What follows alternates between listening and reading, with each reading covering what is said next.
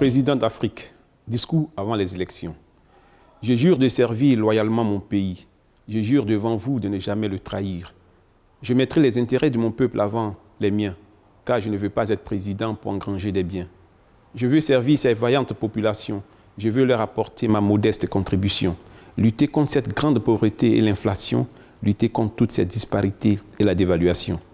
Bonjour, je suis Léonce Kamano, écrivain, poète ivoirien.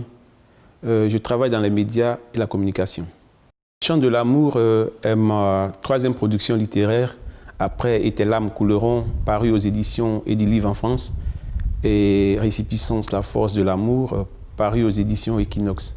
Je reviens avec cette troisième production littéraire pour prôner l'amour comme je l'ai fait dans les deux autres, parce que je pense que l'amour est le sentiment qui mérite d'être promu, car dans les faits, les gestes des hommes, nous voyons au quotidien des choses, des calamités partout dans le monde.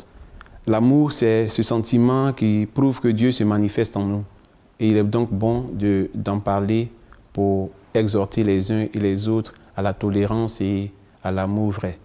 Il est vrai qu'un poète n'est jamais loin de ses textes, parce qu'en vérité, la poésie, c'est aussi un journal intime.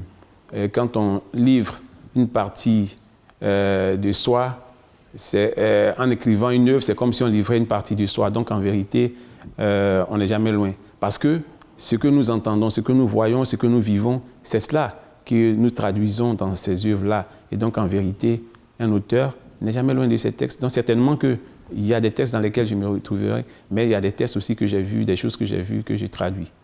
Je parle de l'amour sous trois pans, à savoir l'amour entre le Créateur et l'humanité, l'amour entre les hommes eux-mêmes et l'amour entre l'homme et la femme. Car en vérité, si nous aimons le Créateur comme il nous a aimés, si nous nous aimons entre nous et nous aimons notre partenaire, en réalité, le monde devait pouvoir aller bien et on ne devrait pas avoir toutes ces méchancetés, ces guerres, ces trahisons et toutes sortes de revers que nous constatons dans ce monde.